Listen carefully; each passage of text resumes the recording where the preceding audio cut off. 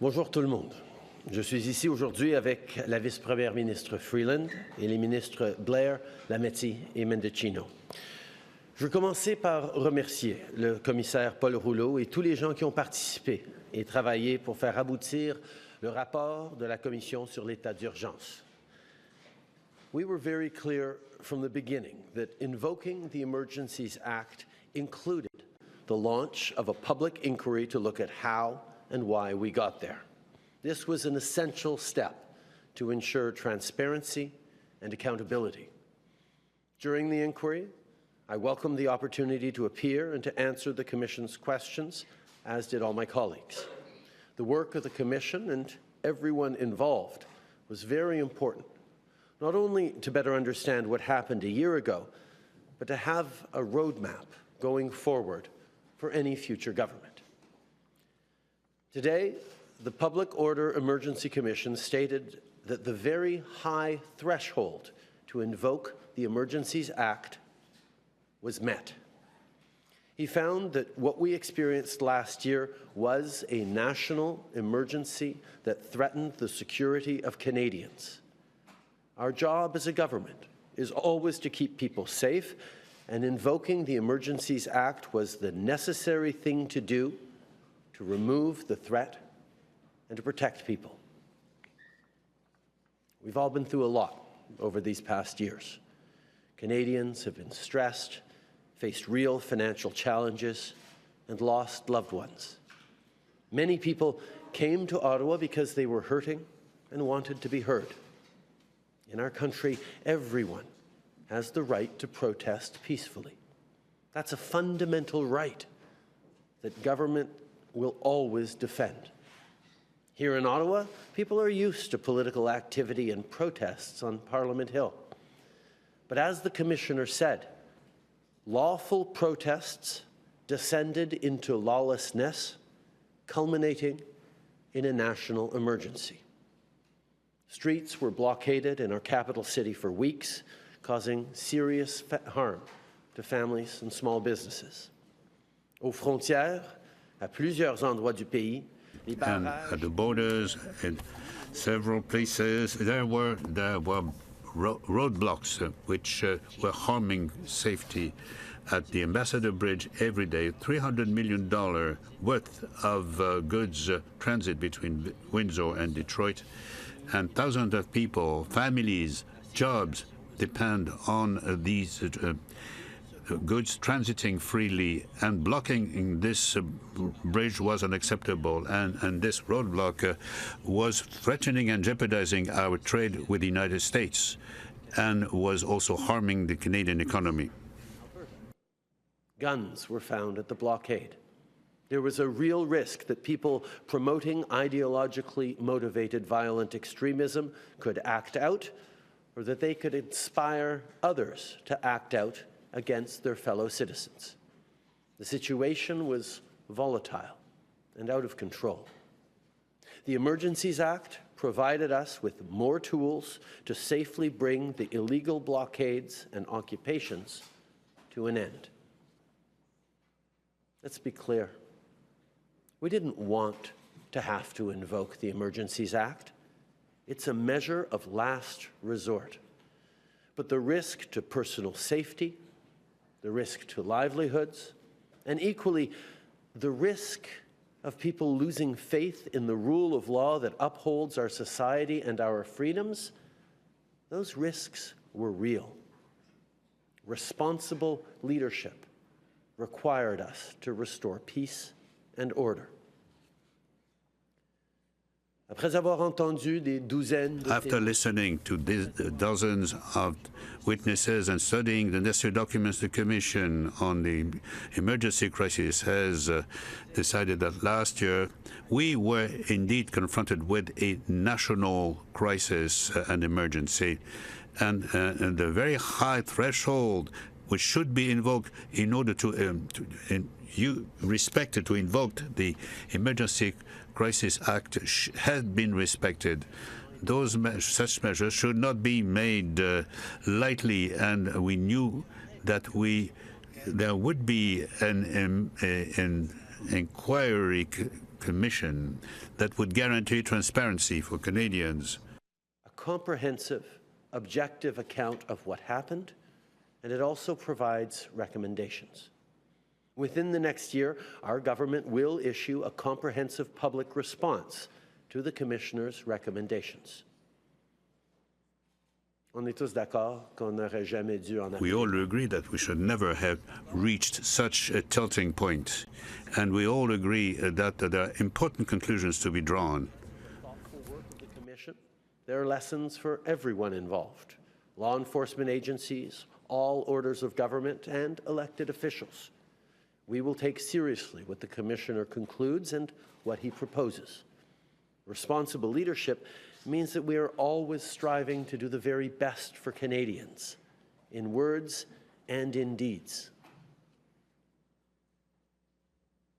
Il y a 2 jours, 2 days ago, we were commemorating the Day of the Canadian flag.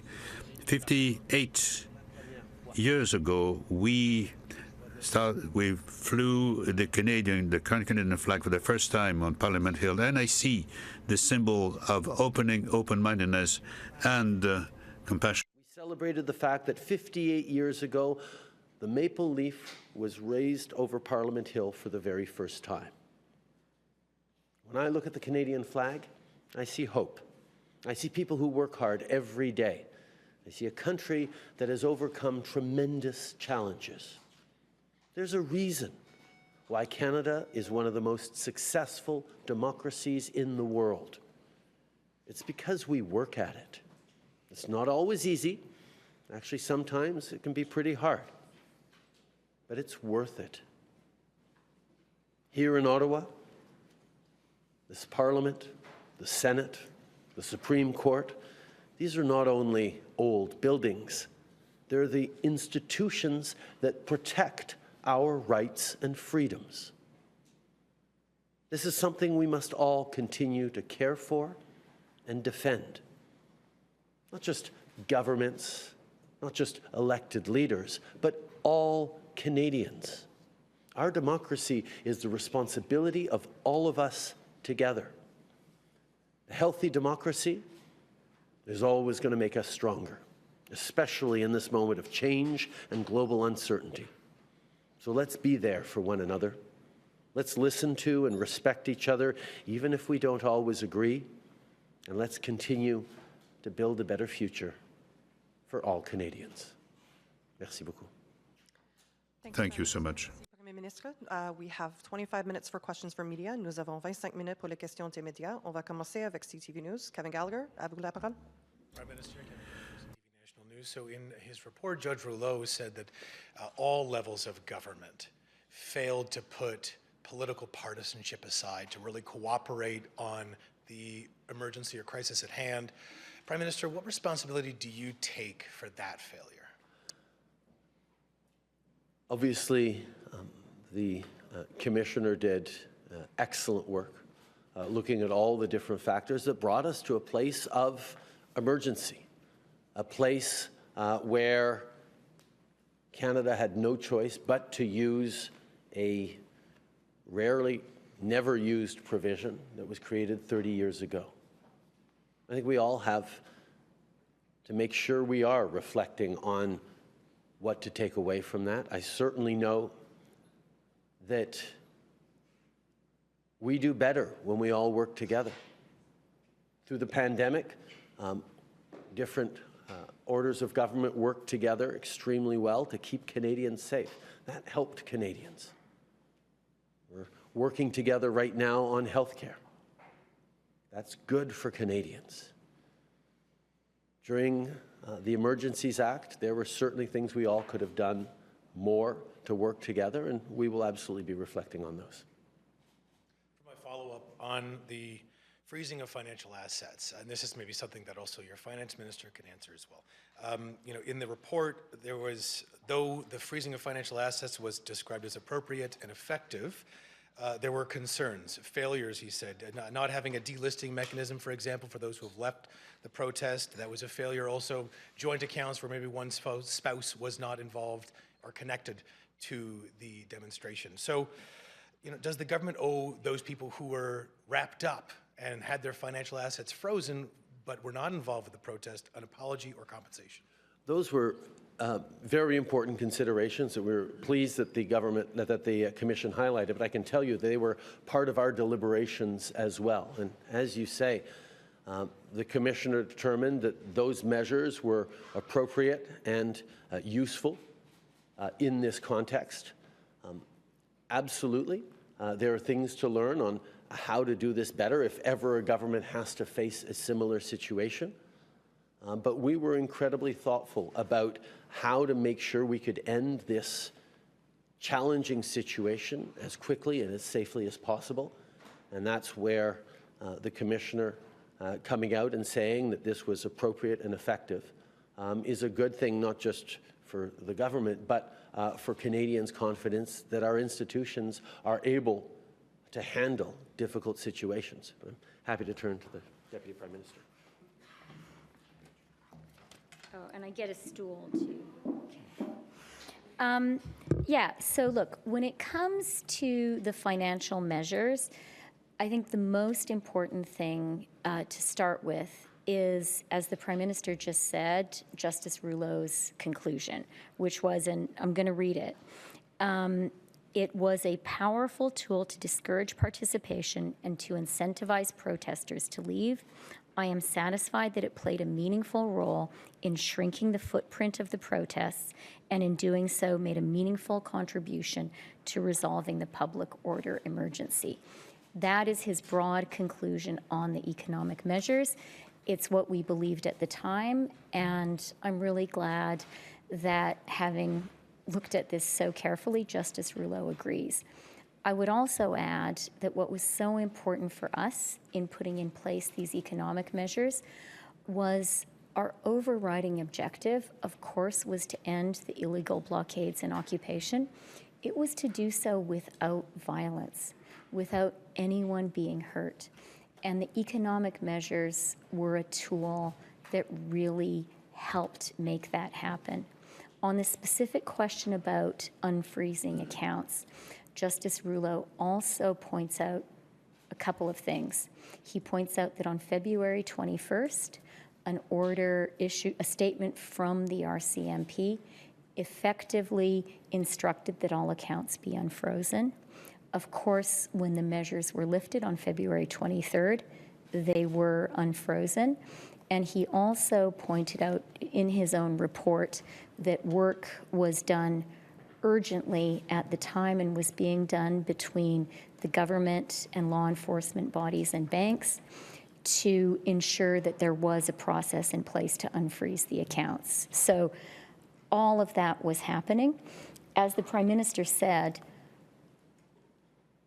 in the very horrible event that this ever has to happen again, for sure, there are some lessons for us. Thank you. Next question, Ryan Tumulty. Yeah, Prime Minister Ryan Tumulty, National Post. The Commissioner said that your government was justified in invoking the Act, but it also says that invoking the Act should have been avoided. He's quite clear on that front, and that he says it was a failure of federalism as well as a failure of policing. I'm wondering if you think that more should have been done, that you should have gotten involved earlier to avoid having to invoke the Act. Obviously, it took failures. It took systems that weren't able to solve a situation that ideally would have been able to solve by a robust set of institutions and principles like we have in Canada, that we would need to invoke an Emergencies Act. It is unfortunate. It was undesirable. We didn't want to do it. But we'd gotten to a place where there was no other choice to keep Canadians safe, we felt, than to do this, and that's what we did. And indeed, the Commissioner found that, yes, we met that very high bar. There should be a very high bar for invoking the Emergencies Act, and we hit that. In looking at all the lessons to be learned so that we don't have to hit that high bar again, so that we can deal with situations of emergency, there are many lessons. And obviously, as a federal government, we will continue to do everything we can to work collaboratively across orders of government with partners in the provinces and territories, work with municipalities, and make sure we are able to deal with the challenges that are coming at us. I think there are reflections for other orders of government as well as what they can draw from this Commissioner's report, and I certainly recommend all of my fellow First Ministers to read this report carefully. The Commissioner also suggested in his recommendations that the Emergencies Act should be rewritten in some very key areas. I'm wondering, you talked about reviewing it, but is your government committed to rewriting the Act, at least in some fashion? I think we all were very, very aware that this was an act that was written 30 years ago, and I do appreciate that the Commissioner praised quite highly the parliamentarians and the government of the day 30 years ago that put together an act that has a level of accountability and transparency, like having a full public inquiry on invocation of the Act. I think it's a credit to the work that those parliamentarians did 30 years ago. But obviously, there are things that need to change in it. The first one, it didn't even occur to us when we were sitting down to meet the premiers that we wouldn't include the territorial premiers. But that's not written into the Act, that you have to include the premiers of the territories. Obviously, that should be included in the Act. Also, 30 years ago, the understanding of the need for partnership and consultation with Indigenous peoples wasn't as strong. We did some consultation and engagement with Indigenous peoples, but it should be formalized, and we probably should have done more as well. So these are things that absolutely we look to improving as we move forward, as we look at the Act. But we will take the proper time to analyze these recommendations. We know the Commissioner and his team put a lot of work into formulating these recommendations, and we're going to take them very seriously and look at them very carefully before we make too many pronouncements on the changes that we look forward to making with all parliamentarians. Next question, Globe and Mail. Steve Chase with the Globe and Mail. Good afternoon. I would like to change the subject for a minute to the 2021 elections. As reported in the Globe and Mail today, CSIS has evidence that the Chinese government interfered in the 2021 elections. My question for you is, when the government learned of this, why didn't they expel the Chinese government diplomats involved? I have been saying for years, including on the floor of the House of Commons, that China is trying to interfere in our democracy, in the processes in our country, including during our elections. We are aware of this, and I can assure you that our intelligence and security agencies have been working very hard over the past many years to develop more and more tools to counter this, to make sure that our institutions are kept safe. This is not a new phenomenon. This is something that countries around the world have been grappling with for a long time, and Canada is no exception.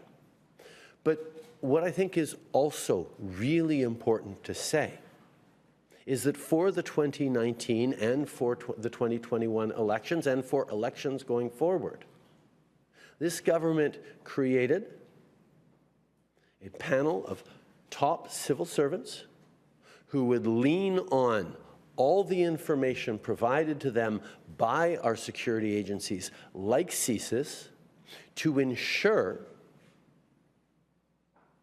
that interference by foreign actors does not affect the running or the outcomes of our elections.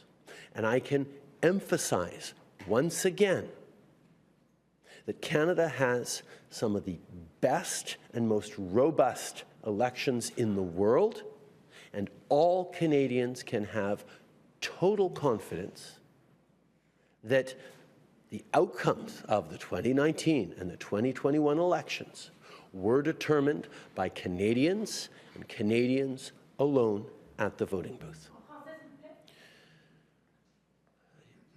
Je l'ai dit bien souvent au cours des I dernières have années, often said in the past few years that China, among other countries is attempting to interfere in our democratic process,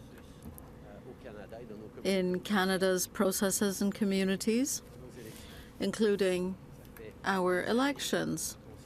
We have been aware of this for years in Canada and in the rest of the world. This is why our security and intelligence agencies are working extremely hard to counter that influence.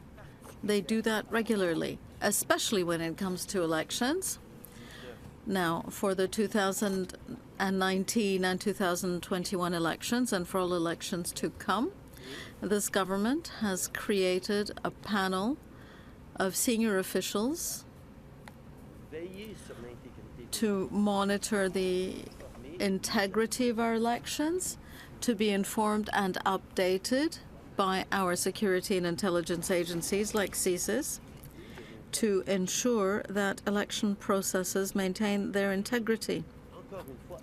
This is why I want to once again reassure Canadians that we have one of the most robust election systems in the world, with full integrity for our elections, and I can tell you unequivocally that the results of the 2019 and 2021 elections were the results voted on by Canadian voters alone.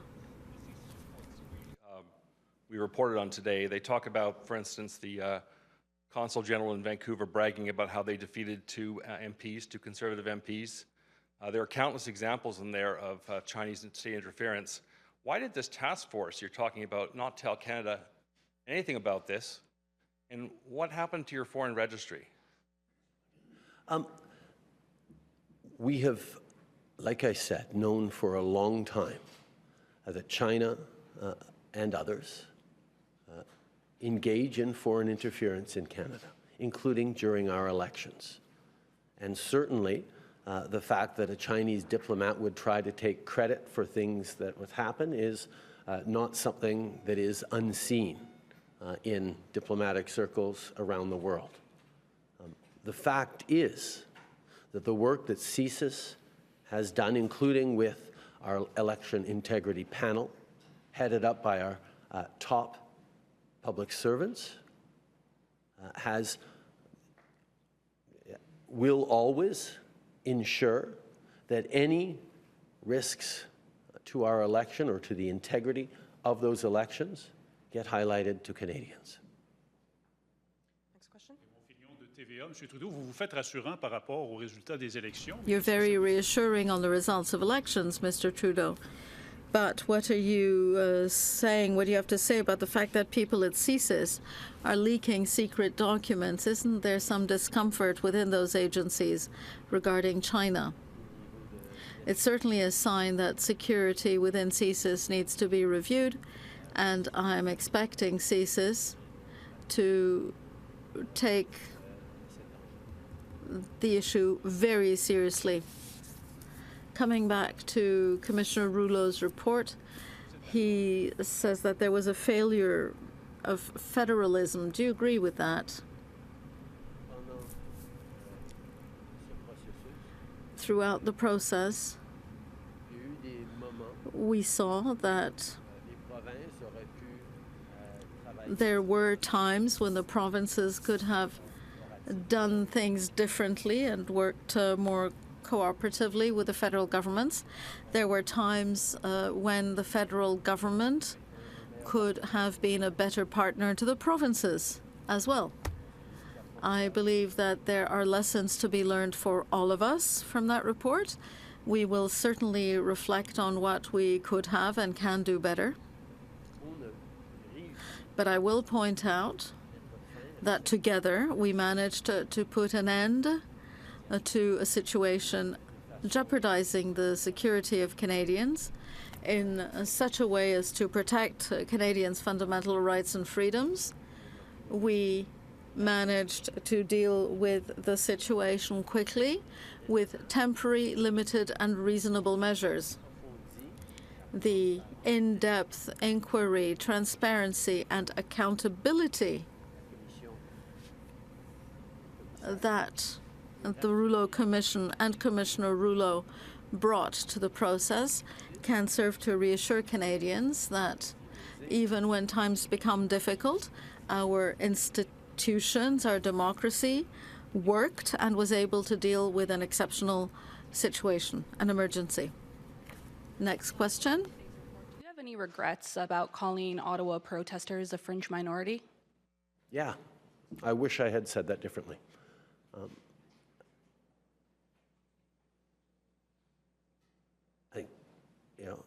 As I look back on that and as I've reflected on it over the past months, not just freshly from this Commissioner's report, I wish I had phrased it differently. The fact is, there is a very small number of people in this country who deliberately spread misinformation and disinformation that led to Canadians' deaths, that led to excessive hardship in people who believed them. I continue to be very, very firm against those individuals. But that is a small subset of people who were just hurting and worried and wanting to be heard. And as much as I tried to emphasize throughout the time that, of course, we're always going to stand up for freedom of speech and freedom to protest peacefully, I wish I hadn't said something that was able to be spread larger. If I had chosen my words a bit careful, been more specific, I think things might have been a bit easier. Yeah. Oui, je regrette pas avoir choisi. Yes, I do regret not having chosen my words more carefully. I think it is important for leaders to be more nuanced in how they express certain things. And I admit that sometimes feelings of frustration are very real for myself and for anyone. At the same time, however, we do need to recognize that there is a small number of people in Canada who spread misinformation and disinformation to amplify the fears, anxieties, and frustrations, the very real and legitimate fears, anxieties, and frustrations of many Canadians, legitimate certainly for them, in order to manipulate them and jeopardize their health, their safety, and their well-being. And I do not withdraw what I said about that small group, but I do regret that my comments on that small group might have been depicted as an attack on protesters, generally people who wanted to exercise their freedom of speech. That is not what I intended. I could have and should have chosen my words more carefully. The government will deal with the recommendations within the year, but one of the recommendations is to have actually a plan in place within the next 6 months of how you're going to deal with the recommendations. Can you at least commit to having a plan in place within the next 6 months? Yes.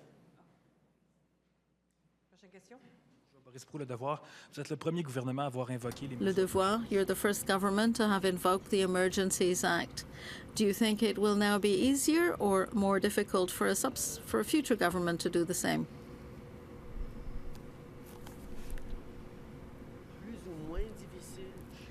More difficult or less difficult? I don't know, but I do hope it remains very difficult. This is not something that should be done lightly. And I think that what we have learned from the process, the very excellent recommendations by Commissioner Rouleau, including recommendations to codify what we did in any case because we were trying to do the right thing, will no doubt help a future government face the challenges we did. We were the first to face a challenge, but I do hope that this won't happen again. And I do hope that if it does, the government at the time will not need the Emergencies Act. It really is a last resort.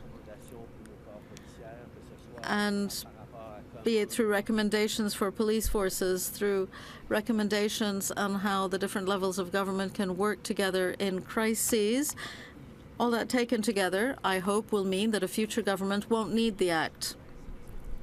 A quick follow-up on C-13. Will you require a line whip for C-13, given that this was a platform promise for the Liberals? All ministers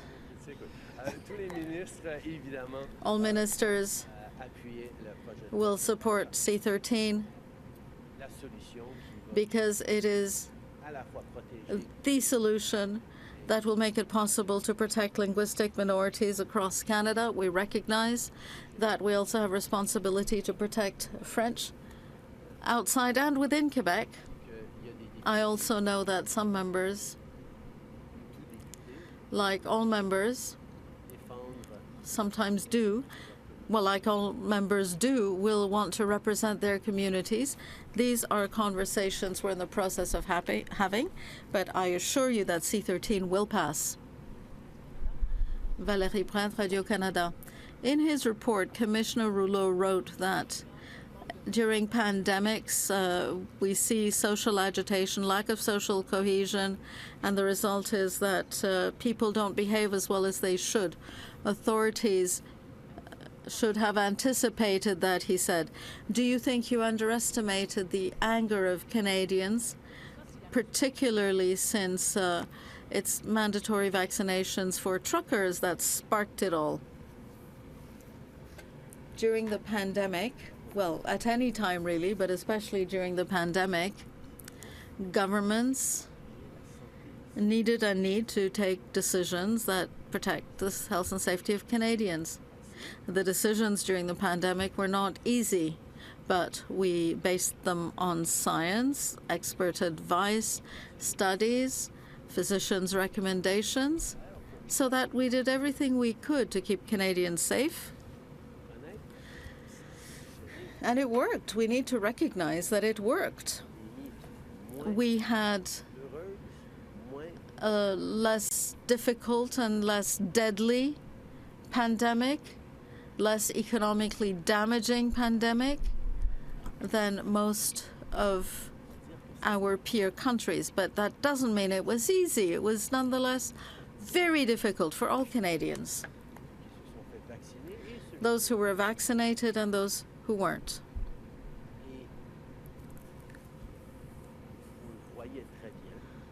We saw full well that some Canadians profoundly disagreed with the measures we put in place, and we tried to deal with that. We tried to find ways of bringing people together. Clearly, we could have and should have done more, so I do take this very seriously. A responsible government must always try, yes, to protect people, but also to bring them together. There are lessons here for the future, but we hope not to have too many pandemics in the future. As for reforming the Emergencies Act, do you have a deadline for that or a calendar? We will carefully look at the recommendations and conclusions of the Rouleau Commission, and we will move responsibly in the year to come. Mr. Trudeau, Mylène Crête, La Presse. Speaking of reforming the Emergencies Act, Justice Rouleau recommended changing the definition of a threat to national security. What do you think of including a national threat to economic security or a threat to the nation's economic security? That is something we discussed within Cabinet significantly.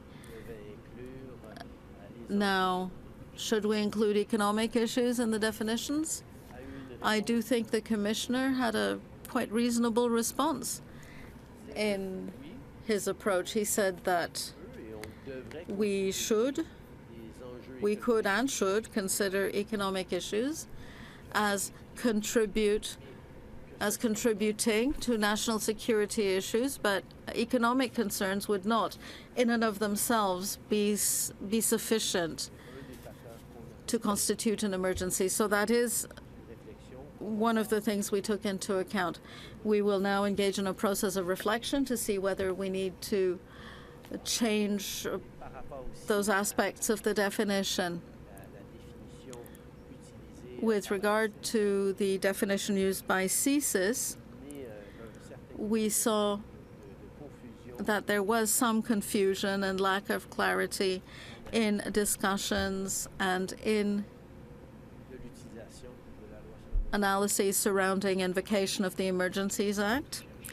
I therefore think it's quite reasonable to seek to clarify a definition that does that, so that we don't end up with one definition interpreted two different ways. Do you have a message for people who took part in the Freedom Convoy?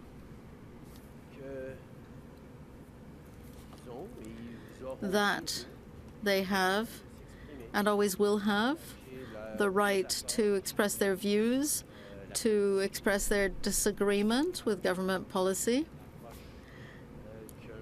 the approach that any government might take. They were heard. They were heard from the very start. However, as a government, we made a choice, and we chose to use science, data, and the views of experts, and use them as a basis for our decisions. Not everyone may agree, but we do base our decisions on science and data. And I believe that studies by international organizations have shown that over 80% of people were vaccinated. We had measures to help small businesses, families, workers, seniors, young people get through that very difficult period. We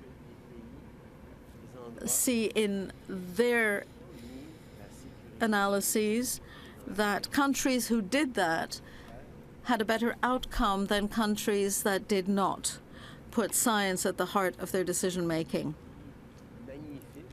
We are a magnificent and diverse country, and our diversity isn't just a diversity of where we come from, it's a diversity of points of views, so we need to listen to one another, and we will continue to do that. I think the first thing I'd say to people who joined these protests, these occupations, is first of all, they will always have a right to be heard, to express themselves, to protest peacefully things they disagree with. And they have been heard. They've expressed very clearly their views, their perspectives, and their hurt.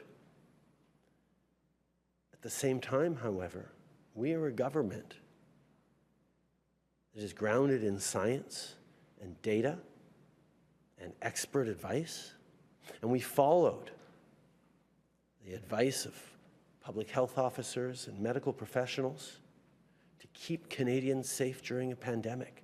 That include encouraging through every means we could people to get vaccinated. And that worked. We had a better pandemic than many of our peer countries, with fewer deaths, with lower levels of economic disruption, with greater social cohesion than many other places. And we will continue to listen to all voices across this wonderfully diverse country that isn't just diverse geographically or culturally or in origins, but also in perspectives. But listening to each other goes in both directions. We hear their skepticism around science. They need to also hear our belief in science. These are conversations that we need to have. Not to say, of course, that everyone who chose not to get vaccinated doesn't believe in science. Of course not. Individuals can make decisions for themselves, and we'll always respect that. But those individuals who deliberately chose to amplify falsehoods and put their fellow citizens at risk, those were things that a government needs to stand firmly against, because our job is to keep Canadians safe. That's what we did during this Emergencies Act. That's what we did during this pandemic. That's what we will continue to do. Thank you. That will conclude today's press conference. Merci. Ça va mettre fin à la conférence presse.